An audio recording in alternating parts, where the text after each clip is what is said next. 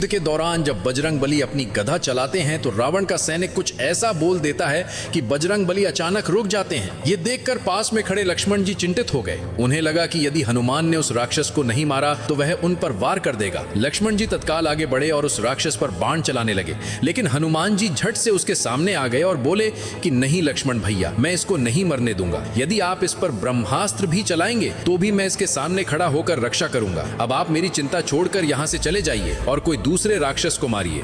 लक्ष्मण जी का स्वभाव बहुत ही क्रोधी था। वे यह सुनकर और अधिक क्रोधित हो गए। जब शाम को विश्राम का समय हुआ तो प्रभु श्री राम एक शिला पर बैठे थे। तभी वहां लक्ष्मण जी आते हैं और पीछे पीछे हनुमान जी आते हैं। लक्ष्मण जी बोले, भैया मुझे ये हनुमान का स्वभाव समझ में ही नहीं आता। रणभूमि में रावण का एक साधारण सैनिक आ गया और इन्होंने स्वयं को उसके आगे झुका दिया और कहने लगे कि मैं स्वयं उसकी रक्षा करूंगा, यहाँ तक कि उसकी रक्षा के खातिर वह ब्रह्मास्त्र से भी टकरा जाएंगे। ये कैसी धुन है जो स्वयं दुश्मन का साथ दे रहा है। राम जी मुस्कुराए और हनुमान से पूछने लगे, हनुमान क्या हुआ तुम्हारे बल बुद्धि को?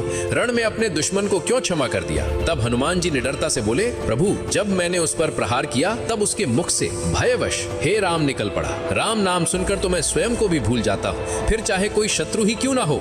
यदि वह आपके नाम का उच्चारण करे तो उसके सामने मेरा हृदय स्वयं नतमस्तक हो जाता है। भला मैं कैसे उसका वध करता जो भय के क्षण में भी नाम ले रहा था मेरे राघव का, मेरे प्रभु श्री राम का। ये सुनकर प्रभु श्री राम प्रसन्न होकर खड़े हो गए और हनुमान को अपने हृदय से लगा लिया और बोले, हनुमान थोड़े दिन पहले ही तुमने समुद्र को लांघकर अपनी शक्ति का परिचय दिया था, लेकिन आज तुमने फिर से एक बार सिद्ध कर दिया कि तुम्हारी भक्ति अद्भुत है। संसार में कोई तुम्हारी भक्ति की बराबरी नहीं कर सकता।